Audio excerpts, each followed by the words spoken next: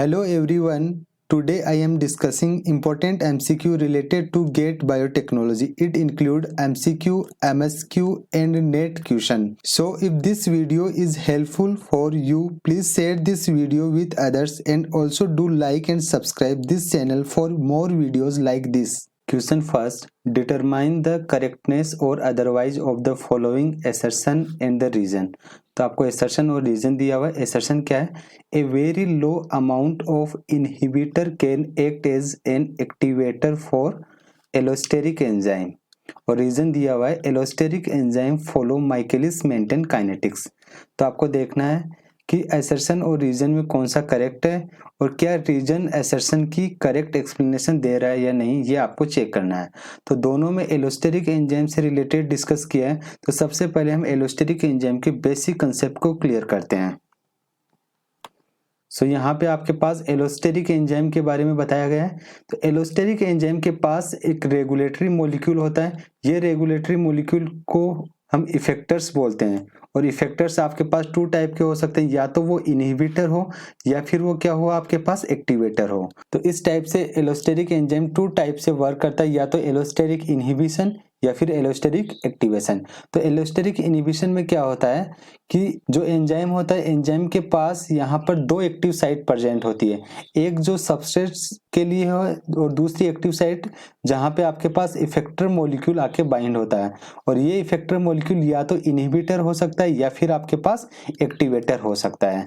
तो it means allosteric enzyme के पास total कितनी एक्टिव साइट होगी? 2 एक्टिव साइट हो गई. 2 एक्टिव साइट जहां पे कोई भी मॉलिक्यूल आके बाइंड हो सकता है. तो जब यहाँ पर जो एलोस्टेरिक साइट पे इनहिबिटर आके बाइंड होगा, तो इनहिबिटर क्या करता है, इस एंजाइम की सबस्ट्रेट बाइंडिंग साइट या जो एक्टिव साइट है उसको अल्टर कर देता है, उसके कन्फर्मेशन को चेंज कर देता है, जिससे यहाँ पे सबस्ट्रेट बाइंड नहीं हो पाता है. और इसके कारण एंजाइम की एफिनिटी कम हो जाती है और रिएक्शन की रेट कम हो जाती है. और इस लो स्टेट या इस लो एफिनिटी स्टेट को हम क्या बोलते हैं? टी स्टेट भी बोलते हैं.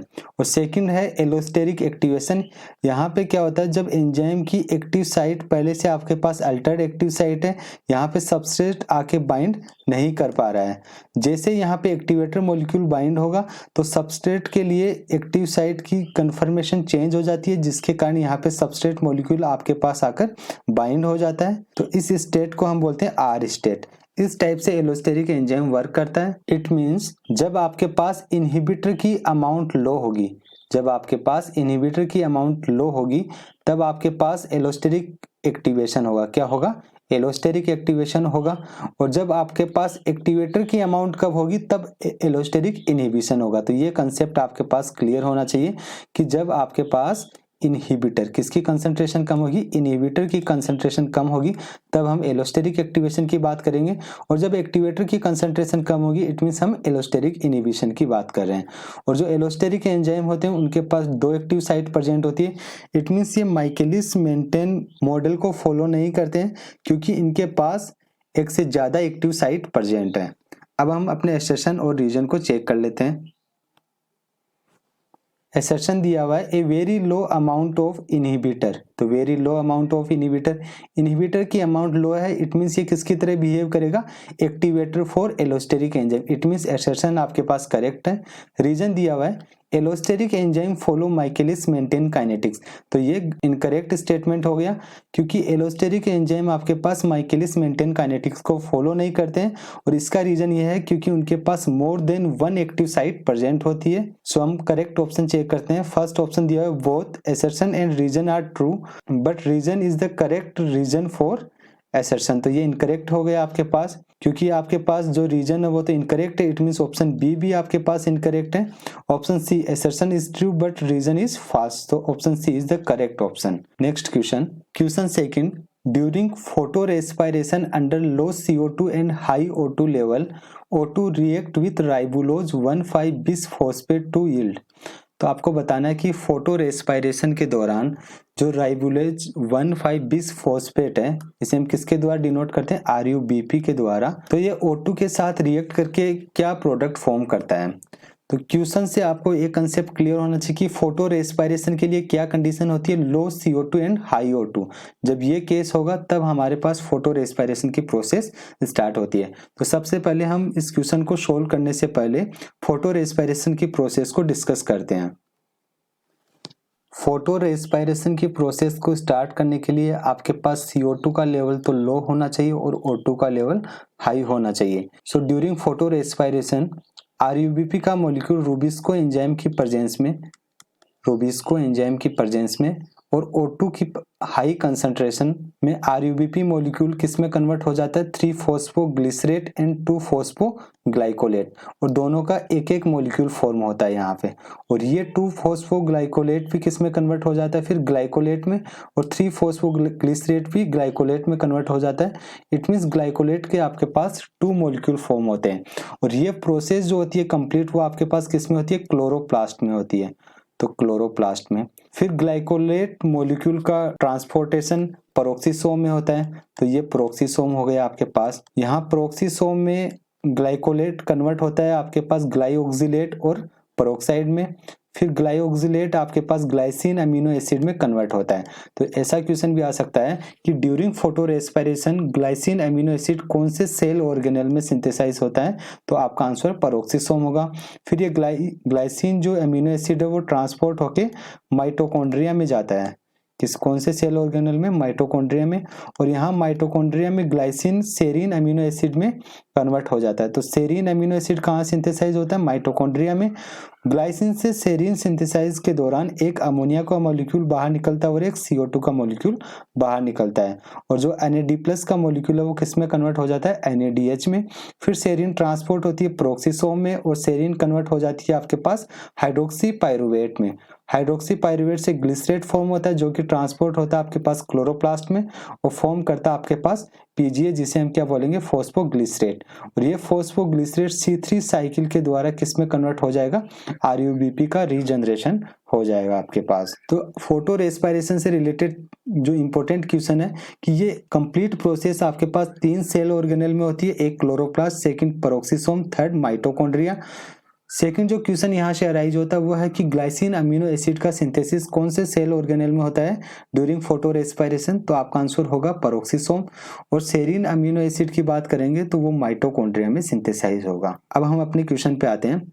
हमारा जो क्वेश्चन था उसमें हमसे पूछा गया था कि during photo respiration under low CO2 and high O2 level O2 react with RUBP to yield. तो जैसे ही RUBP O2 के साथ रिएक्ट करेगा तो वो क्या फॉर्म करेगा, अभी हमने देखा था कि वो क्या फॉर्म कर रहा था, 1 molecule of three phosphoglycerate and 1 molecule of two phosphoglycolate. तो ऑप्शन चेक कर लेते हैं। फर्स्ट ऑप्शन दिया हुआ है 1 molecule each of three phosphoglycerate and 2-फॉस्फोग्लाइकोलेट।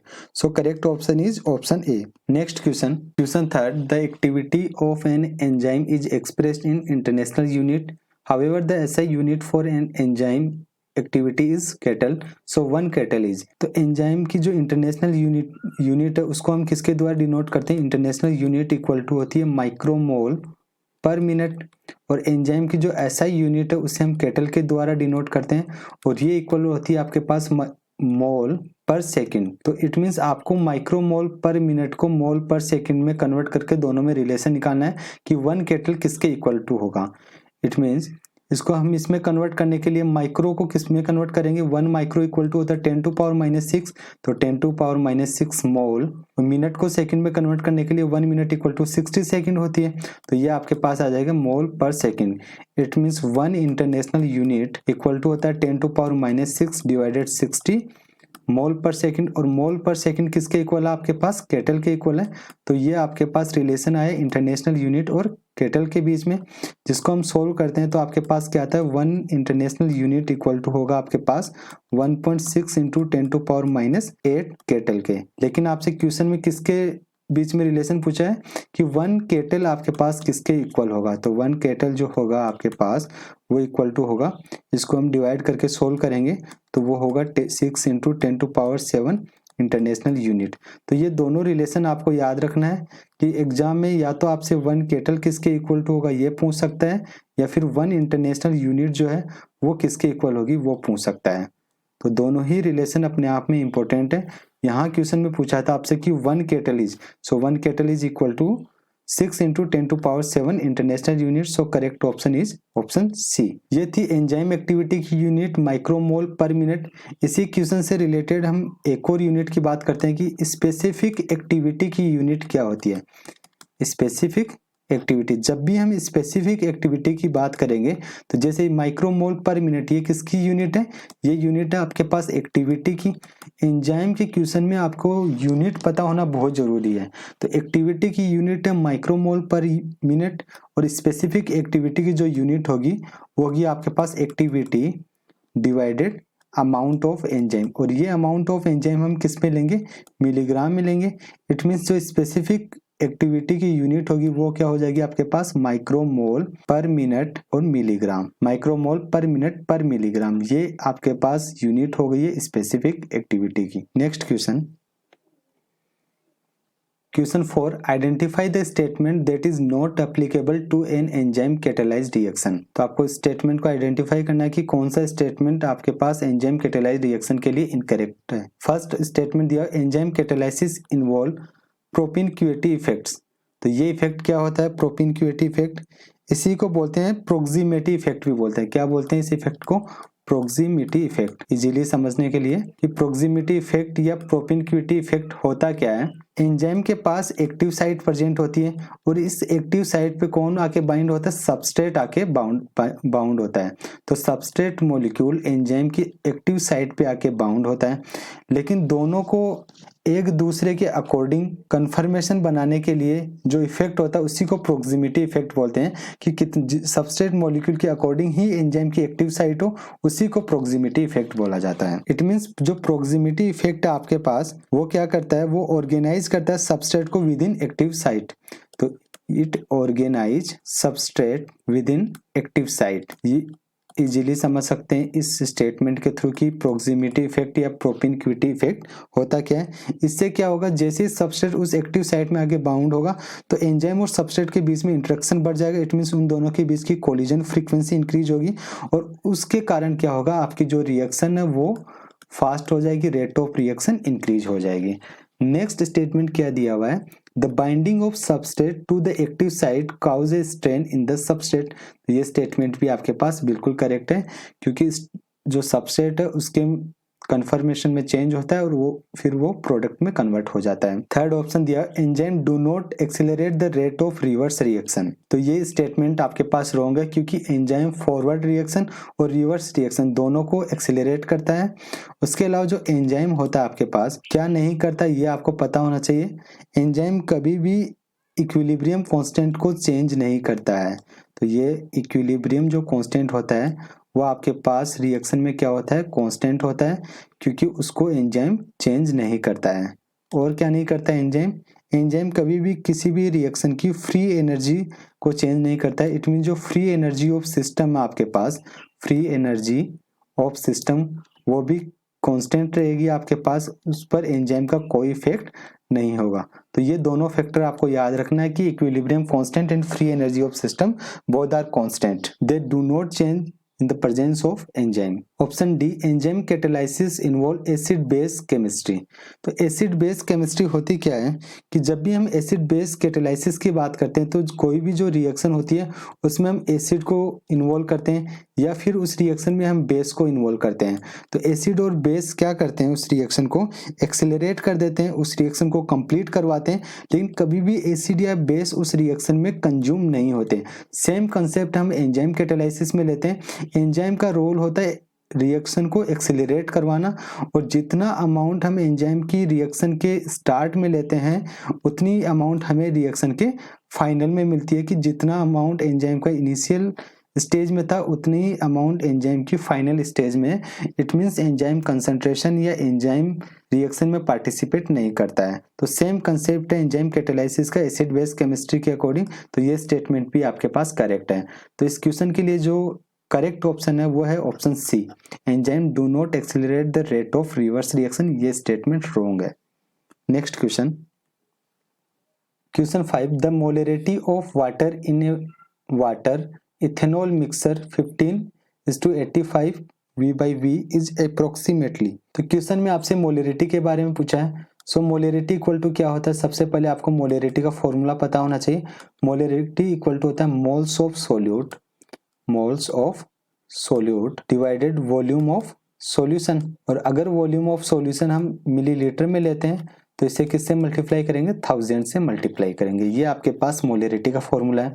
Question में आपको वाटर और इथेनॉल मिक्सर दिया हुआ है जो कि परसेंटेज V बाई V दिया हुआ है। तो परसेंटेज V बाई V आपको दिया हुआ है, दोनों का रेशियो 15:85। इट मीन्स इस रेशियो को हम इस तरीके से पढ़ सकते हैं कि जो 15 है वो आपके पास किसका है, वाटर का है। तो ये आपके पास हो गया यहाँ पे सोल्यूट। जिसकी अमाउंट कम होती है वो क्या होता है आपके पास, सोल्यूट, और जिसकी अमाउंट ज्यादा होती है वो आपके पास क्या होता है, सोलवेंट। तो सोलवेंट यहाँ पे कौन है, इथेनॉल है। सोलवेंट यहाँ पर कौन है, इथेनॉल है। और जो सोल्यूट है वो आपके पास कौन है, यहाँ पे वाटर है। दोनों आपस में मिलकर किसका फॉर्मेशन करेंगे, सॉल्यूशन का फॉर्मेशन करेंगे। तो ये हो गया आपके पास सॉल्यूशन। इट मीन्स अगर हम बात करें कि सॉल्यूशन का वॉल्यूम क्या होगा, तो सॉल्यूशन का जो वॉल्यूम होगा V टोटल वो किसके इक्वल टू हो जाएगा आपके पास 15 + 85, जो कि volume of water plus volume of ethanol equal to हो जाएगा 100 ml। तो सोल्यूट आपके पास वाटर है, सोल्यूट इक्वल टू, और सोल्यूट का वॉल्यूम आपके पास कितना दिया हुआ है, 15 ml। कितना दिया हुआ है, 15 ml, ये इसका वॉल्यूम है।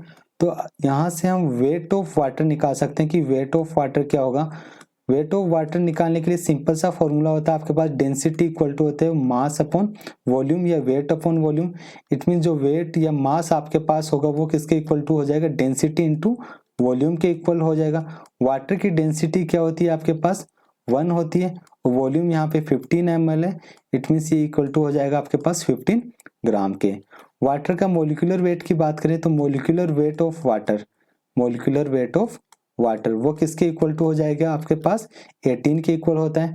अब यहाँ से हम मोलरिटी को कैलकुलेट कर सकते हैं। So molarity equal to, molarity calculate करने के लिए इस इक्वेशन में हम वैल्यू पुट करेंगे मोल्स ऑफ सोल्यूट। तो सोल्यूट अपने पास वाटर था तो उसी के मोल कैलकुलेट करेंगे, और मोल को कैलकुलेट करने के लिए फॉर्मूला होता है आपके पास weight of solute divided molecular weight of solute. तो यहाँ पे सोल्यूट अपने पास क्या है, वाटर, तो इसका वेट है 15 ग्राम, इसका मोलिकुलर वेट है 18 इंटू वॉल्यूम ऑफ सॉल्यूशन कितना है आपके पास 100 ml, क्योंकि यहाँ पे हमें सॉल्यूशन का वॉल्यूम लेना है ना कि सॉल्यूट एंड सॉल्वेंट का। तो 100 ml लेंगे, और जब भी हम वॉल्यूम ml में लेते हैं तो 1000 से उसे मल्टीप्लाई करते हैं। इसको जब हम सोल्व करेंगे तो अपने पास मोलरिटी की वैल्यू आएगी, और मोलरिटी आपके पास किसके इक्वल आएगी, वो होगी आपके पास 8.3 मोलर। तो इस क्वेश्चन के लिए जो मोलरिटी है आपके पास 8.3 मोलर, इसके अप्रोक्स जो आंसर है वो देख लेते हैं 8.5। So correct option is option C. जब भी आपके पास मोलरिटी से रिलेटेड क्वेश्चन आए आप फॉर्मूला लगाना, और जो भी क्वेश्चन में दिया हुआ उसको अप्लाई करके उस क्वेश्चन को सोल्व कर सकते हैं। Next question, question 6, in zinc finger protein the amino acid residue that coordinate zinc are. तो आपको जिंक फिंगर प्रोटीन से रिलेटेड क्वेश्चन है। तो हमारा यहाँ पे गोल केवल क्वेश्चन को सोल्व करना नहीं है, क्वेश्चन को सोल्व करने के साथ साथ उसके पीछे जो भी कंसेप्ट है उसको क्लियर करना है कि उससे रिलेटेड एग्जाम में अगर आपके पास कोई भी क्वेश्चन आए तो वो आपका सही होना चाहिए। सो जिंक फिंगर प्रोटीन के बारे में बात किया है यहाँ पे। तो जिंक फिंगर प्रोटीन जो होती है वो किस में प्रेजेंट होती है, सबसे पहले ये मोस्टली जो प्रेजेंट होती है आपके पास यूकेरियोट्स में प्रेजेंट होती है। इनके फंक्शन की बात करें कि जिंक फिंगर प्रोटीन जो है इनका क्या क्या फंक्शन होता है। जिंक फिंगर प्रोटीन आपके पास डीएनए रिकॉग्निशन में हेल्प करती है, तो डीएनए रिकॉग्निशन ये इनका एक फंक्शन हो गया। उसके अलावा इनका काम आरएनए पैकेजिंग में भी है, आरएनए पैकेजिंग। तो ये आपके पास जिंक फिंगर प्रोटीन का फंक्शन है। उसके अलावा ये ट्रांसक्रिप्शनल एक्टिवेशन प्रोटीन की तरह भी बिहेव करती है। किसकी तरह बिहेव करती है, ट्रांसक्रिप्शनल प्रोटीन। उसके अलावा जो जिंक फिंगर प्रोटीन है वो regulation of apoptosis, regulation of apoptosis, इन सब प्रोसेस में ये इन्वॉल्व होती है। ये जिंक फिंगर प्रोटीन के फंक्शन हो गए। अब क्वेश्चन में हमसे पूछा है कि जो जिंक वो किसके थ्रू कोऑर्डिनेट होता है। तो जिंक अपने आयनिक स्टेट में प्रेजेंट होता है जिंक +2, और ये यहाँ पे आपके पास 2 तो सिस्टीन अमीनो एसिड के साथ कोऑर्डिनेट होता है, 2 तो आपके पास सिस्टीन अमीनो एसिड हो गए, और 2 ये आपके पास हिस्टिडीन अमीनो एसिड के थ्रू ये कोऑर्डिनेट बॉन्ड के थ्रू कोऑर्डिनेट होता है। तो इस टाइप से ये आपके पास जिंक फिंगर प्रोटीन को फॉर्म करता है। It mean zinc finger protein में कौन कौन से अमीनो एसिड इन्वॉल्व होते हैं, सिस्टीन और हिस्टीडीन, और उनके नंबर पूछे तो 2 सिस्टीन एंड 2 ही histidine. So correct option is option A, cysteine and histidine. Next question, question 7, determine the correctness और otherwise of the following assertion and reason. तो यहाँ आपको एसर्शन दिया हुआ है plant convert fatty acid into glucose and reason दिया हुआ है प्लांट हैव पेरोक्सिसोम। तो यहाँ से आपको चेक करना है। तो यहाँ पे फैटी एसिड डिग्रेडेशन के रेस्पेक्ट में बात किया हुआ है इस क्वेश्चन में कि फैटी एसिड डिग्रेडेशन आपके पास होता क्या है। तो हम इसके बारे में बेसिक डिस्कशन कर लेते हैं थोड़ा सा कि फैटी एसिड डिग्रेडेशन होता क्या है आपके पास। तो फैटी एसिड डिग्रेडेशन को हम क्या बोलते हैं, beta oxidation cycle. Beta oxidation cycle के थ्रू ये कंप्लीट होता है, तो इसे बीटा ऑक्सीडेशन साइकिल भी बोला जाता है। और ये बीटा ऑक्सीडेशन साइकिल की प्रोसेस मेमल्स में तो कौन कौन से सेल ऑर्गेनेल्स इसमें पार्टिसिपेट करते हैं। मेमल्स में आपके पास 2 सेल ऑर्गेनल पार्टिसिपेट करते हैं। फर्स्ट आपके पास माइटोकॉन्ड्रिया और सेकंड जो यहाँ पे पार्टिसिपेट करता है उसे बोलते हैं पेरोक्सिसोम। तो ये केस हो गया आपके पास मेमल्स का। और अगर हम प्लांट्स के केस में बात करें, प्लांट्स के बारे में बात करें या फिर हम बात करें फंगी के केस में, तो यहाँ पे आपके पास जो सेल ऑर्गेनल यहाँ पे पार्टिसिपेट करता है वो पेरोक्सिसोम होता है, ओनली पेरोक्सिसोम, ओनली पेरोक्सिसोम। लेकिन मेमल्स में यहाँ पे आपके पास माइटोकॉन्ड्रिया भी इन्वॉल्व होता है। सेकंड, प्लांट्स या फंगी के केस में जो फैटी एसिड होता है उसके डिग्रेडेशन के बाद वो किस में कन्वर्ट होता है, वो शुगर में कन्वर्ट होता है, और वो शुगर मॉलिक्यूल आपके पास ग्लूकोज भी हो सकता है। सो एसर्शन दिया हुआ था कि plant convert fatty acid into glucose. तो फैटी एसिड को किस में कन्वर्ट करता है, ग्लूकोज में। इट मींस एसर्शन आपके पास एकदम करेक्ट है। रीजन दिया हुआ कि प्लांट हैव पेरोक्सिसोम, प्लांट के पास पेरोक्सिसोम है, इसीलिए वो फैटी एसिड को ग्लूकोज में कन्वर्ट करता है। रीजन, इसका रीजन करेक्ट है, लेकिन रीजन एसर्शन के लिए करेक्ट नहीं है कि प्लांट्स के पास पेरोक्सिसोम है और इसलिए वो फैटी एसिड को ग्लूकोज में कन्वर्ट करता है। तो ये इसका रीजन नहीं है। It means assertion and reason दोनों करेक्ट है, लेकिन रीजन एसर्शन का करेक्ट एक्सप्लेनेशन नहीं है। सो ऑप्शन ए क्या है, both assertion and reason are true but reason is not the correct reason for assertion. So correct option is option A. Next question. Question 8. Match the high energy compound in group first with the biosynthetic pathway for the molecule in group second. Group first में आपके पास high energy compound दिए हुए हैं जैसे GTP, UTP, CTP and acyl coenzyme A. GTP आपके पास है guanosine triphosphate. क्या है जीटीपी आपके पास, गुआनोसिन ट्राइफॉस्फेट है आपके पास। यूटीपी आपके पास क्या है, यूरिडीन ट्राइफॉस्फेट है, तो ये है आपके पास है यूरिडीन ट्राइफॉस्फेट। और सीटीपी आपके पास क्या है, साइटिडीन ट्राइफॉस्फेट, साइटिडीन ट्राइफॉस्फेट। तो ये इनकी फुल फॉर्म हो गई। आपको बताना कि कौन सा मॉलिक्यूल कौन सी बायोसिंथेटिक पाथवे में इन्वॉल्व होता है। तो जो जीटीपी मॉलिक्यूल होता है उसका क्या काम होता है, उसका काम होता है regulate function of small ji protein. तो जी प्रोटीन के फंक्शन को कौन रेगुलेट करता है, जीटीपी रेगुलेट करता है, इसीलिए इसको बोलते हैं जीटीपी बाइंडिंग प्रोटीन जो होती है वो स्मॉल जी प्रोटीन के फंक्शन को रेगुलेट करता है। इट मींस जीटीपी आपके पास किससे कोरिलेट हो गई, प्रोटीन से कोरिलेट हो गई। यूरिडीन ट्राइफॉस्फेट पेप्टाइडोग्लाइकेन सिंथेसिस में इन्वॉल्व होती है। कौन सी प्रोसेस में इन्वॉल्व होता है, जब आपके पास एन एसिटाइल ग्लूकोसेमाइन फॉस्फेट या 1 फॉस्फेट जो होता है वहां पे वो किस पे अटैक करता है, यूटीपी पे अटैक करता है। और यूटीपी पे अटैक करके, यूटीपी आपके पास क्या है, यूरिडीन ट्राइफॉस्फेट जो कि एक हाई एनर्जी मॉलिक्यूल होता है, और वहां से एनर्जी रिलीज करके किस में कन्वर्ट हो जाता है, ये यूडीपी एन एसिटाइल ग्लूकोसेमाइन में कन्वर्ट हो जाता है। और एन इसमें कन्वर्ट होने के बाद ये पेप्टाइडोग्लाइकेन या सेल वॉल को सिंथेसाइज करता है। तो ये एक प्रोसेस है आपके पास पेप्टाइडोग्लाइकेन सिंथेसिस की, और उस प्रोसेस में आपके पास यूटीपी इन्वॉल्व होता है। तो ये हो गई यूटीपी आपके पास पेप्टाइडोग्लाइकेन में इन्वॉल्व होता है। नेक्स्ट हम सीटीपी की बात करें जो कि आपके पास साइटिडीन ट्राइफॉस्फेट है। ये किस में इन्वॉल्व होता है आपके पास, इसका काम होता है फॉस्फेटिडिक एसिड को एक्टिवेट करना। इट मीन्स ये आपके पास किससे रिलेटेड हो गया, फॉस्फोलिपिड से रिलेटेड हो गया। तो सीटीपी आपके पास फॉस्फोलिपिड से रिलेटेड है। एसाइल कोएंजाइम है, एसाइल कोएंजाइम का कहाँ यूज होता है, ये यूज होता है आपके पास during metabolism of fatty acid, metabolism of fatty acid. So acyl coenzyme A is involved in metabolism of fatty acid. So अब हम करेक्ट मैच कर लेते हैं। P में आपके पास हो गए, P किससे रिलेटेड हो गया, थर्ड से। P GTP is related to protein, so P is third. Q UTP किससे रिलेटेड है, पेप्टाइडोग्लाइकेन से, so Q is 4। And CTP is related to phospholipid, so R is 2। and acyl coenzyme A is related to fatty acids, so S is first. So correct option is option D. Next question. Question 9. Match the vitamin in group first with the process oblique reaction in group second. तो group first में आपको vitamin के बारे में detail दी हुई है और group second में उससे रिलेटेड प्रोसेस के बारे में बात की हुई है। तो आपको बताना है कि कौन सी विटामिन कौन सी प्रोसेस में इन्वॉल्व होती है। तो हम विटामिन के बारे में एक जनरल डिस्कशन कर लेते हैं, उसके बाद इस क्वेश्चन पे आते हैं, ताकि इस विटामिन से रिलेटेड कोई भी क्वेश्चन हो आपसे वो सही हो जाए।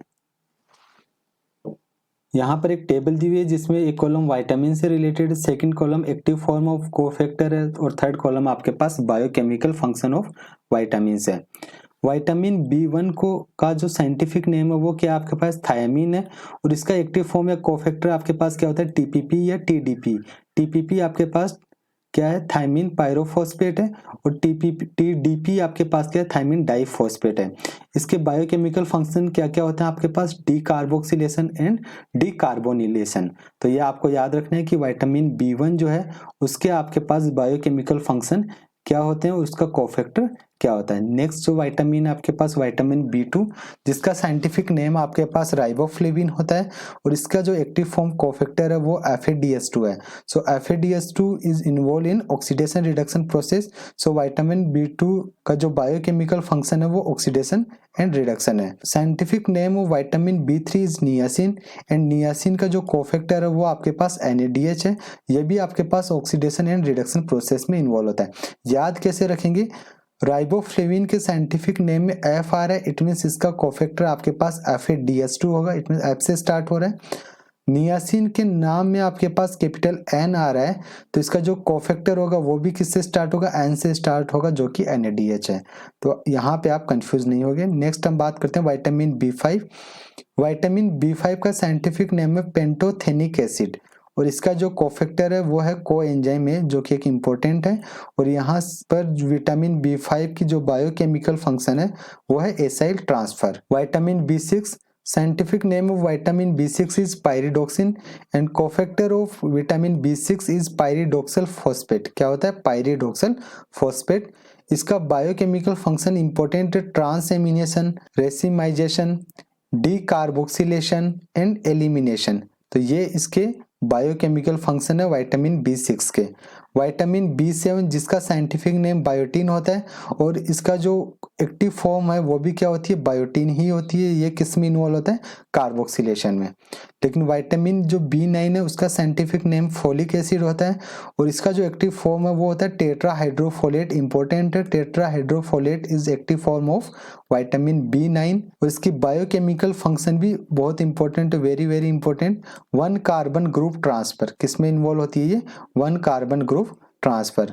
विटामिन B12 है, जिसका साइंटिफिक नेम कोबैलेमिन है, और इसका जो कोफैक्टर होता है वो कोएंजाइम होता है। कौन होता है, कोएंजाइम। इसका जो बायोकेमिकल फंक्शन है वो है इंट्रामोलिकुलर रीअरेंजमेंट या फिर मिथाइल ट्रांसफर में ये इन्वॉल्व होती है।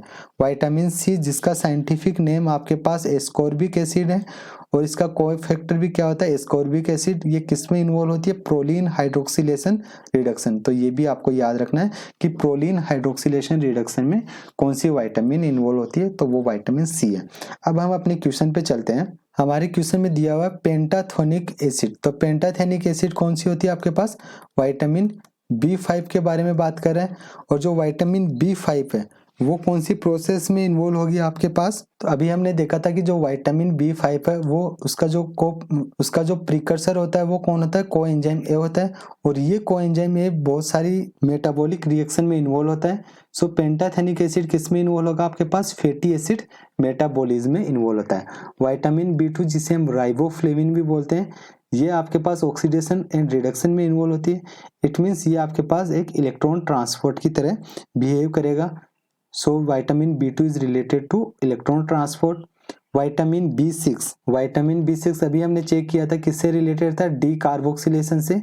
और जो फोलिक एसिड है आपके पास वो किससे रिलेटेड था, फोलिक एसिड जिसका कोफैक्टर क्या था, टेट्राहाइड्रोफोलेट, वो रिलेटेड था आपके पास ट्रांसफर ऑफ 1 कार्बन यूनिट। तो यहाँ पे जो करेक्ट मैच होगा आपके पास वो होगा पी में आपके पास हो गया 4, क्यू में आपके पास हो गया 1, तो ये ऑप्शन तो इनकरेक्ट हो गया, P4Q1। आर में आपके पास हो गया 3rd और एस में आपके पास हो गया 2। So correct option is option B. अगर आपको केवल एक डाटा पता होता है कि फोलिक एसिड किसमें इन्वॉल्व होता है, ट्रांसफर ऑफ 1 कार्बन यूनिट, तब भी आप इसको मैच कर सकते थे कि एस में 2 और एस में 2 आपके पास केवल एक ही ऑप्शन में है, तो ये क्वेश्चन आप इजीली करेक्ट कर सकते थे। Next question, question 10, an enzymatic reaction is described by the following rate expression, which one of following curve represent the expression। तो आपको रेट एक्सप्रेशन दिया है v equal to V maximum substrate divided km plus substrate square divided ks। तो इसी equation को हम rearrange करके ऐसे भी लिख सकते हैं, v maximum into substrate divided km आपके पास माइकलिस मेंटेन कांस्टेंट को डिनोट करता है, प्लस सबस्ट्रेट को हम कॉमन ले लिए यहाँ से, तो ये हो गया 1 प्लस सबस्ट्रेट डिवाइडेड ks। हम जब भी कम्पिटिटिव इनिबिशन या नॉन कम्पिटिटिव इनिबिशन की बात करते हैं तब हम एल्फा के बारे में डिस्कस करते हैं। तो एल्फा आपके पास किसके इक्वल टू होता है, एल्फा इक्वल टू 1 प्लस आई डिवाइडेड ki। तो एल्फा बताता है कि एंजाइम की एफिनिटी किस फैक्टर से चेंज हो रही है, किस डिग्री से उसकी एफिनिटी चेंज हो रही है in the presence of inhibitor. तो उसी से कोरिलेट कर सकते हैं हम इसको 1 प्लस एस डिवाइडेड के एस। तो ये किसको डिवाइड दे 1 प्लस एस डिवाइडेड के एस। यहाँ पर ये सबस्ट्रेट इनहिबिशन की बात कर रहा है, इट मीन्स किसकी बात कर रहा है, सबस्ट्रेट इनहिबिशन। तो सबस्ट्रेट इनहिबिशन की यहाँ पर इस रेट रिएक्शन में बात कर रहा है कि रेट का जो एक्सप्रेशन दिया हुआ है वो किससे रिलेटेड है, सबस्ट्रेट इनहिबिशन से रिलेटेड है, क्योंकि 1 प्लस एस के एस किससे कोरिलेट कर रहे हैं अपन, एल्फा से। और एल्फा आपके पास बताता है कि in the presence of inhibition enzyme की एफिनिटी पे क्या इफेक्ट पड़ रहा है। तो सबसे पहले क्या होगा, जब भी हम सबस्ट्रेट की कंसंट्रेशन को इंक्रीज करेंगे तो रिएक्शन की रेट भी आपके पास इंक्रीज होगी। और वो कब तक इंक्रीज होगी, जब तक वो वी मैक्सिमम को अचीव नहीं कर लेता है। जैसे ही वो वी मैक्सिमम को अचीव कर लेता है, इट मीन्स आफ्टर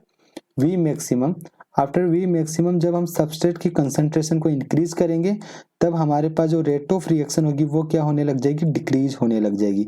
ये केस किसका, सबस्ट्रेट इनहिबिशन का केस है। अब हम ग्राफ को चेक करते हैं कि कौन सा इस कंडीशन को कोरिलेट कर रहा है, इस वाली कंडीशन को। तो फर्स्ट जो ग्राफ है वाई एक्सिस पे आपके पास सबस्ट्रेट दिया हुआ है और एक्स एक्सिस पे आपके पास रेट दी हुई है। इट मींस जब सबस्ट्रेट की कंसंट्रेशन को हम इंक्रीज कर रहे हैं, सबस्ट्रेट की कंसंट्रेशन को इंक्रीज कर रहे हैं तो अपने पास रेट भी क्या हो रही है, इंक्रीज हो रही है। कब तक इंक्रीज होगी, जब तक ये वी मैक्सिमम को अचीव नहीं कर लेता है, और ये आपके पास वी मैक्सिमम हो गया। आफ्टर वी मैक्सिमम जब हम सबस्ट्रेट की कंसंट्रेशन को और इंक्रीज करते हैं तो वी जो रेट है आपके पास वो क्या होनी चाहिए, आपके पास डिक्रीज होनी चाहिए। तो इस वाले सेगमेंट में रेट आपके पास क्या हो रही है, डिक्रीज हो रही है। तो इनिशियली तो ये इंक्रीज होगी और बाद में आपके पास ये क्या होगी, डिक्रीज होगी। तो ये केस हो आपके पास इस इक्वेशन के लिए करेक्ट मैच है। सेकंड केस में क्या हो रहा है, जब हम सबस्ट्रेट की कंसंट्रेशन को इंक्रीज कर रहे हैं तो रेट भी आपके पास इंक्रीज हो रही है वी मैक्सिमम तक। लेकिन वी मैक्सिमम के बाद क्या हो रहा है, बाद में आपके पास सबस्ट्रेट की कंसंट्रेशन कम हो रही है तो वी मैक्सिमम आपके पास तब भी इंक्रीज हो रहा है। तो ये आपके पास इनकरेक्ट हो गया। थर्ड ऑप्शन में दिया हुआ है कि सबस्ट्रेट की कंसंट्रेशन को अगर हम इंक्रीज करते हैं तो आपके पास वी मैक्सिमम इंक्रीज होता है, और वी मैक्सिमम के बाद भी अगर हम सबस्ट्रेट की कंसंट्रेशन को इंक्रीज करते हैं, जो कि इनकरेक्ट है। उसी टाइप से ऑप्शन डी में क्या दिया हुआ है कि मैक्सिमम सबस्ट्रेट रेट कंसंट्रेशन आपके पास यहाँ है, जैसे हम सबस्ट्रेट की कंसंट्रेशन को डिक्रीज करते हैं तब आपके पास वी मैक्सिमम क्या हो रहा है, वी मैक्सिमम आपके पास कांस्टेंट है। तो कांस्टेंट तो वी मैक्सिमम होगा नहीं, इट मींस ये भी आपके पास क्या हो गया, रॉन्ग हो गया। सो करेक्ट ऑप्शन इज ऑप्शन ए। तो इस टाइप से आपको ऑप्शन को चेक करना है अगर इस टाइप का क्वेश्चन दिया हुआ हो। तो ये क्वेश्चन एक कम्पिटिटिव इनहिबिशन से रिलेटेड था। Next question, question 11, in a muscle the extracellular and intracellular concentration of sodium plus are 150 millimolar and 12 millimolar, and those of potassium plus are 2.7 millimolar and 140 millimolar respectively. Assume that the temperature is 25 degrees Celsius and that the membrane potential is minus 60 millivolt with the interior more negatively charged than the exterior. So the free energy change for the transport of 3 sodium plus out of the cell each. तो ये question बहुत important है, एक एक step आपको अच्छे से समझना है कि कैसे सोल्व कर रहे हैं। सबसे पहले इस क्वेश्चन में हम गिवन लिख लेते हैं कि आपको क्वेश्चन में क्या क्या डाटा दिया हुआ है। सबसे पहले हमें टेम्परेचर दिया हुआ है, temperature equal to 25 degree Celsius. हम डिग्री सेल्सियस में टेम्परेचर को नहीं लेते, हम केल्विन में लेंगे। तो केल्विन में इसको कन्वर्ट करने के लिए इसमें 273 ऐड करेंगे तो ये आपके पास हो जाएगा 298 केल्विन। सेकंड जो डाटा दिया हुआ है आपके पास वो दिया मेम्ब्रेन पोटेंशियल से रिलेटेड। मेम्ब्रेन पोटेंशियल को हम साइन से डिनोट करते हैं। सो डेल्टा साइन जो होगा आपके पास वो दिया हुआ है माइनस 60 मिली वोल्ट। क्या दिया हुआ है? Minus 60 millivolt. इसको हम मिली को हटा के इसको वोल्ट में कन्वर्ट करेंगे तो माइनस 60 मिली को हम जब हटाएंगे तो 10 टू पावर माइनस 3 से मल्टीप्लाई करना होगा और ये वोल्ट में कन्वर्ट हो गया। लेकिन इसके अगला जो स्टेटमेंट दिया हुआ कि with the interior more negatively charge than the exterior, इस स्टेटमेंट के कारण क्या इफेक्ट होगा कि हम जो मेम्ब्रेन पोटेंशियल है इसको क्वेश्चन की कैलकुलेशन में क्या लेंगे, plus 60 into 10 to power minus 3 volt. क्योंकि जो मेम्ब्रेन पोटेंशियल है वो आपके पास डिफरेंस होता है और यहाँ पे दिया हुआ है कि more negatively charge than the exterior, interior आपके पास ज्यादा नेगेटिव चार्ज है, इसी कारण इसको हम पॉजिटिव ले रहे हैं। तो ये कंसेप्ट आपके पास क्लियर होना चाहिए। नेक्स्ट जो डाटा दिया हुआ है आपके पास, जो गैस कांस्टेंट है वो दिया हुआ है, उसकी वैल्यू आपके पास 8.314 है और फेराडे जो कांस्टेंट है उसकी वैल्यू आपको दी हुई है 96.45 किलो जूल। किलो जूल में दिया हुआ है मोल इनवर्स एंड वोल्ट इनवर्स। तो किलो जूल में नहीं लेंगे, इसको हम जूल में कन्वर्ट करते हैं तो इसको कन्वर्ट करेंगे 96.45 किलो को जब हटाएंगे तो 10 टू पावर 3 से मल्टीप्लाई करना होगा, joule mole inverse and volt inverse. So हमें कैलकुलेट करना है free energy change for transport of 3 sodium plus. So हम फ्री एनर्जी को कैलकुलेट कर रहे हैं किसके लिए, सोडियम प्लस आयन के लिए। फॉर्मूला जो होगा वो आपको अच्छे से याद होना चाहिए कि RT-ln, यहाँ पे जो ln के पास क्या क्या होगा आपके पास, एक होगा आपके पास फाइनल, कि फाइनल वो कौन सी साइड में जाएगा और इनिशियल कौन सी साइड में हो। ये कंसेप्ट क्लियर होना चाहिए कि जो सोडियम प्लस है वो फाइनल वाला तो ऊपर आएगा और इनिशियल वाला कहाँ पे आएगा, नीचे आएगा। तो फाइनल कहाँ जा रहा है आपके पास, देखो क्वेश्चन की लास्ट लाइन पढ़ो, transport of 3 sodium plus out of the cell. Out of the cell की बात कर रहे हैं, इट मीन जो फाइनल कंसंट्रेशन होगी वो सेल के आउट लेंगे तो ये आउट ऑफ द सेल, और जो इनिशियल कंसंट्रेशन थी सोडियम की वो लेंगे अपन inside the cell, plus ZF into membrane potential. और यहाँ पे Z किसको डिनोट करता है, चार्ज को डिनोट करता है। तो सोडियम प्लस के लिए हम चार्ज क्या होगा आपके पास, +1 होगा। वैल्यू पुट करके इसको कैलकुलेट करते हैं तो R की वैल्यू हो गई आपके पास 8.314। टेम्परेचर की वैल्यू है आपके पास 298 ln। सोडियम प्लस की अगर हम बात करें तो सोडियम प्लस की कंसंट्रेशन आपको दी हुई है 150 मिलीमोलर, जो कि आपके पास कहाँ पर है, एक्स्ट्रा सेल्यूलर, और इंट्रा सेल्यूलर आपके पास दी हुई है 20 मिलीमोलर। प्लस सोडियम प्लस का चार्ज क्या है आपके पास, +1 है। फेराडे की वैल्यू आपके पास है 96.45 इंटू 10 टू पावर 3, और जो मेम्ब्रेन पोटेंशियल है उसकी वैल्यू आपके पास है इंटू 60 इंटू 10 टू पावर -3। इसको कैलकुलेट करते हैं, +3 से -3 की पावर कैंसिल हो जाएगी आपके पास। यहाँ से आपके पास होगा 8.314 इंटू 298 ln। इसको हम कैलकुलेट करेंगे तो ये आपके पास होगा 12 से इसको डिवाइड करेंगे तो 12.5 हो जाएगा अप्रोक्स आपके पास। और इसको अगर हम कैलकुलेट करेंगे तो आपके पास हो जाएगा +5787। एग्जाम में आपको कैलकुलेटर दिया हुआ होगा तो आपको कैलकुलेशन में कोई प्रॉब्लम नहीं होगी। इस टोटल को अगर हम सोल्व करते हैं तो आपके पास जो आंसर होगा वो होगा 12.04 किलो जूल मोल इनवर्स। तो ये इसको सोल्व कर लेंगे हम, तब आपके पास फ्री एनर्जी चेंज आएगा किसके लिए, सोडियम प्लस के लिए। लेकिन ये केवल एक मॉलिक्यूल के लिए आया है और क्वेश्चन में आपसे पूछा है कि ट्रांसपोर्ट ऑफ 3 सोडियम प्लस। तो 3 सोडियम प्लस के लिए अगर हमें कैलकुलेट करना है तो 3 सोडियम प्लस के लिए कितना हो जाएगा, ये इसको हम 3 से मल्टीप्लाई कर देंगे तो 3 इंटू 12.04 इक्वल टू किसके हो जाएगा आपके पास, ये आपके पास 36.12 किलो जूल मोल इनवर्स के इक्वल टू हो जाएगा।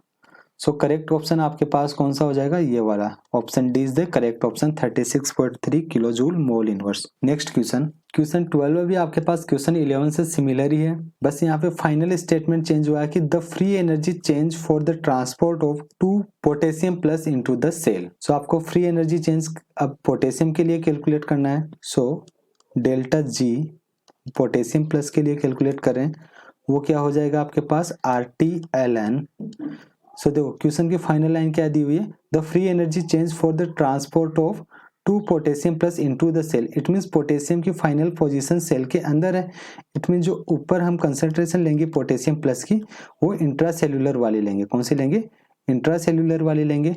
और जो नीचे जो कंसंट्रेशन होगी पोटेशियम की, वो कौन सी होगी, एक्स्ट्रा सेल्यूलर की।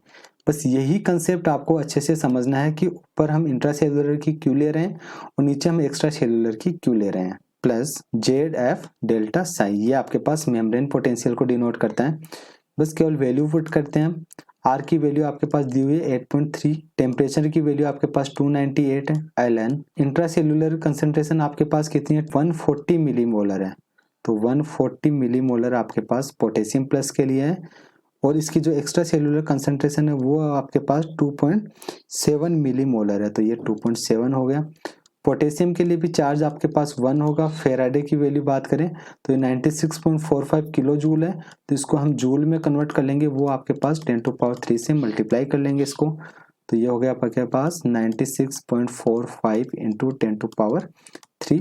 और जो मेम्ब्रेन पोटेंशियल है वो मिली वोल्ट में दिया हुआ है, तो उसको भी मिली वोल्ट में पुट ना करके वोल्ट में पुट करेंगे तो 60 इंटू 10⁻³ तो ये इससे कैंसिल हो जाएगा। और इसको जब हम सोल्व करेंगे तो आपके पास होगा, इसको आपस में मल्टीप्लाई कर देंगे, तब आपके पास होगा 2477.57, ये इसको मल्टीप्लाई करने पे होगा। ln इससे इसको डिवाइड कर देंगे तब आपके पास होगा 51.85, प्लस इसको जब हम कैलकुलेट करेंगे तब आपके पास होगा 57 एंड 87। ln की वैल्यू का हम कैलकुलेटर के थ्रू सोल्व कर लेंगे एग्जाम में, तो इसको जब हम टोटल को कैलकुलेट करेंगे तो आपके पास आंसर आएगा 50.57 किलो जूल मोल इनवर्स। ये आपके पास एक पोटेशियम मॉलिक्यूल के लिए फ्री एनर्जी चेंज है, लेकिन आपको कितने मॉलिक्यूल के लिए निकालना है, 2 के लिए निकालना है। तब हम इसको किससे मल्टीप्लाई करेंगे, 2 से मल्टीप्लाई करेंगे। सो 2 इंटू 15.57, ये आपको ध्यान रखना है कि जितने मॉलिक्यूल के लिए निकालेगा एग्जाम में पूछेगा उससे हम मल्टीप्लाई करेंगे। तो मल्टीप्लाई करने के बाद आपके पास फाइनल जो आंसर होगा 31.14 किलो जूल मोल इनवर्स। सो यहाँ पे आपके पास जो करेक्ट ऑप्शन होगा वो ऑप्शन डी होगा, 31.2 किलो जूल मोल इनवर्स। यहाँ पे टाइपो एरर है, so option D is the correct option. Next question, question 13, the purification data for an enzyme is given below. तो यहाँ पे आपको एक टेबल दी हुई है जिसमें प्यूरिफिकेशन डाटा दिया हुआ है, और आपसे क्वेश्चन में पूछा कि फोल्ड प्यूरिफिकेशन ईच स्टेप के लिए क्या होगा। सो फोल्ड प्यूरिफिकेशन निकालने का एक सिंपल सा फॉर्मूला होता है, उस फॉर्मूले को अप्लाई करके हम फोल्ड प्यूरिफिकेशन को निकाल सकते हैं। सो फोल्ड प्यूरिफिकेशन इक्वल टू होता है specific activity of each step divided initial specific activity. जो भी आपके पास इनिशियल स्पेसिफिक एक्टिविटी है उसे हमें डिवाइड करना है। जैसे हम बात करें कि जो सबसे पहली स्टेप है वो आपके पास P वाली है, तो 8P, तो P की जो फोल्ड प्यूरिफिकेशन होगा वो क्या होगा आपके पास, तो P की आपके पास स्पेसिफिक एक्टिविटी क्या है 0.58, सो 0.58, और यही आपके पास क्या है इनिशियल स्पेसिफिक एक्टिविटी है, तो इसे डिवाइड कर देंगे 0.58 से, तो ये आपके पास क्या हो जाएगी 1 हो जाएगा। तो ये 1 फोल्ड प्यूरिफिकेशन आपके पास स्टेप P का। तो उसी टाइप से स्टेप Q का फोल्ड प्यूरिफिकेशन क्या होगा, इसकी स्पेसिफिक एक्टिविटी जो कि 3.83 है, इसको डिवाइड करेंगे हम इनिशियल से 0.58 से, तो आपके पास आंसर आएगा 6.6। उसी टाइप से अपन R स्टेप के लिए भी निकाल सकते हैं। स्टेप R के लिए आपके पास स्पेसिफिक एक्टिविटी है 4.89, और इनिशियल से इसे डिवाइड करना है, तो इनिशियल आपके पास 0.58 है, डिवाइड करेंगे आंसर आएगा आपके पास 8.43। इसी टाइप से अपन स्टेप S के लिए भी निकाल सकते हैं। फॉर्मूला सेम है, specific activity divided initial specific activity. So specific activity आपके पास 7.32 है और इनिशियल स्पेसिफिक एक्टिविटी आपके पास क्या है 0.58। तो इसको जब हम कैलकुलेट करेंगे तो आपके पास आंसर होगा 12.62। अब हम फाइनल ऑप्शन को चेक कर लेते हैं कि P में आपके पास 1 है, P में आपके पास 1 यहाँ भी है, P में 1 यहाँ भी है, Q में 6.6, R आपके पास 8.4 एंड S इज 12.6। तो ये आपके पास करेक्ट फोल्ड प्यूरिफिकेशन को बता रहा है। सो आपके पास सिंपल फॉर्मूला पता होना चाहिए कि फोल्ड प्यूरिफिकेशन क्या फॉर्मूला क्या होता है। Fold purification equal to specific activity of each step divided initial specific activity. इस फॉर्मूले को यूज करके हम फोल्ड प्यूरिफिकेशन को कैलकुलेट कर सकते हैं। Next question, the purification data for an enzyme is given below. और आपसे क्वेश्चन में पूछा है परसेंटेज यील्ड आपको बतानी है। तो परसेंटेज यील्ड को कैलकुलेट करने का भी एक सिंपल फॉर्मूला है। तो यहाँ से आपको दो कंसेप्ट क्लियर हो गए। लास्ट क्वेश्चन में आपका कंसेप्ट क्लियर हुआ है फोल्ड प्यूरिफिकेशन को लेकर, और इस क्वेश्चन में हम परसेंटेज यील्ड की बात करें। सो परसेंटेज यील्ड आपके पास होते हैं इक्वल टू टोटल एक्टिविटी। जो भी हम टोटल एक्टिविटी लेंगे वो हर स्टेप के लिए लेंगे, डिवाइडेड टोटल एक्टिविटी इनिशियल, और यहाँ पे जो टोटल एक्टिविटी होगी वो इनिशियल के लिए लेंगे, टोटल एक्टिविटी इनिशियल। और ये वाली जो टोटल एक्टिविटी थी वो ईच स्टेप के लिए थी। तो ये एक फॉर्मूला है, इसको आपको याद रखना। परसेंटेज निकाल रहे हैं तो इसको 100 से मल्टीप्लाई करेंगे। जैसे हम P के लिए बात करें, स्टेप P के लिए आपके पास परसेंटेज यील्ड क्या होगी, टोटल एक्टिविटी। इसकी टोटल एक्टिविटी कितनी है 102 डिवाइडेड इनिशियल टोटल एक्टिविटी, वो भी कितनी है आपके पास 102 है। परसेंटेज निकालना है तो 100 से मल्टीप्लाई करेंगे तो आपके पास इसकी परसेंटेज यील्ड कितनी हो जाएगी 100%। उसी टाइप से हम Q के लिए भी निकाल सकते हैं। Q के लिए टोटल एक्टिविटी आपके पास 72 है और परसेंटेज यील्ड निकाल रहे हैं तो टोटल एक्टिविटी इनिशियल आपके पास 102 है। इसको 100 से मल्टीप्लाई करेंगे और कैलकुलेट करेंगे तो आपके पास आएगी 70.59%। इसको कैलकुलेशन के थ्रू हम सोल्व कर सकते हैं। नेक्स्ट है स्टेप R के लिए। R के लिए आपके पास इनिशियल कितनी है, टोटल इनिशियल सबके लिए सेम है 102, लेकिन जो टोटल एक्टिविटी हर स्टेप की वो अलग अलग है। तो यहाँ के लिए 45 है, 102 इंटू 100, और इसको जब हम सोल्व करेंगे तब आपके पास आएगी 44.12%। स्टेप S के लिए अगर हम बात करें तो स्टेप S के लिए आपके पास जो एक्टिविटी है वो है 30 डिवाइडेड इनिशियल जो कि 102 है इंटू 100, और इसको जब हम कैलकुलेट करेंगे तब आपके पास आएगी 29.41%। तो ये आपके पास परसेंटेज यील्ड को कैलकुलेट कर लिए। तो केवल आपको फॉर्मूला अप्लाई करना है कि परसेंटेज यील्ड का फॉर्मूला क्या है, तो यहाँ आपके पास परसेंटेज यील्ड आ जाएगी। फोल्ड प्यूरिफिकेशन का फॉर्मूला अप्लाई करोगे तो फोल्ड प्यूरिफिकेशन आ जाएगा। मैच कर लेते हैं। तो P के लिए आपके पास परसेंटेज यील्ड 100 थी, Q के लिए 70.59 था, अप्रोक्स 71 हो गया।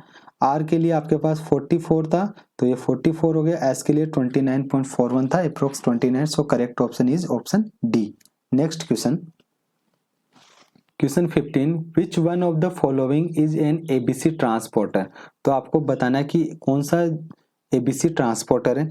एबीसी ट्रांसपोर्टर होता क्या है, एबीसी ट्रांसपोर्टर आपके पास एटीपी बाइंडिंग, इसके फुल फॉर्म है एटीपी बाइंडिंग कैसेट ट्रांसपोर्टर। तो ये आपके पास एबीसी ट्रांसपोर्टर है। सो एबीसी ट्रांसपोर्टर करता क्या है, एटीपी को यूज करता है और एटीपी को यूटिलाइज करके किसी भी मटेरियल को प्लाज्मा मेम्ब्रेन के एक्रॉस ट्रांसपोर्ट कर देता है। और इसका रोल कहाँ पर होता है, इसका रोल होता है मल्टी ड्रग रेसिस्टेंट प्रोटीन को फॉर्मेशन में एबीसी ट्रांसपोर्टर का रोल होता है। सो इस क्वेश्चन के लिए तो करेक्ट ऑप्शन ऑप्शन ए है, लेकिन बाकी ऑप्शन को भी हम डिस्कस कर लेते हैं। ऑप्शन बी आपके पास एसिटाइल कोलिन रिसेप्टर दिया हुआ है, और ये एसिटाइल कोलिन रिसेप्टर आपके पास किसकी तरह बिहेव करेगा, ये एक न्यूरो ट्रांसमीटर होता है। क्या होता है, ये न्यूरो ट्रांसमीटर होता है। नेक्स्ट आपके पास ऑप्शन सी में बैक्टीरियो रोडोप्सिन दिया हुआ है। बैक्टीरियो रोडोप्सिन आपके पास एक पर्पल पिगमेंट प्रोटीन होती है। क्या होती है ये, पर्पल पिगमेंट प्रोटीन। और इस पर्पल पिगमेंट प्रोटीन का क्या यूज होता है, इसका यूज होता है लाइट एनर्जी को केमिकल एनर्जी में कन्वर्ट करना। तो इसका काम होता है लाइट एनर्जी को कन्वर्ट कर देती है ये केमिकल एनर्जी में। एटीपी सिंथेज का सिंपल यूज है एडीपी प्लस इनऑर्गेनिक फॉस्फेट को एटीपी में कन्वर्ट करने के लिए एक एंजाइम की रिक्वायरमेंट होती है, और वो एंजाइम आपके पास एटीपी सिंथेज है। तो इस सीरीज में हमने आज टोटल 15 क्वेश्चंस को सोल्व किया है। तो इसी तरह के कंसेप्चुअल क्वेश्चन को सोल्व करने के लिए वीडियो को लाइक करें और चैनल को सब्सक्राइब करें। और अगर अभी तक आपने हमारे टेलीग्राम चैनल को ज्वाइन नहीं किया है तो डिस्क्रिप्शन में दी हुई लिंक से जाकर आप टेलीग्राम चैनल को ज्वाइन करें। वहाँ डेली 8 PM पे बायोटेक्नोलॉजी से रिलेटेड इंपॉर्टेंट क्विज डिस्कस किया जाता है। Thank you. हमारे द्वारा दी गई इन्फॉर्मेशन यूजफुल लगी हो तो वीडियो को लाइक करें और चैनल को सब्सक्राइब करें।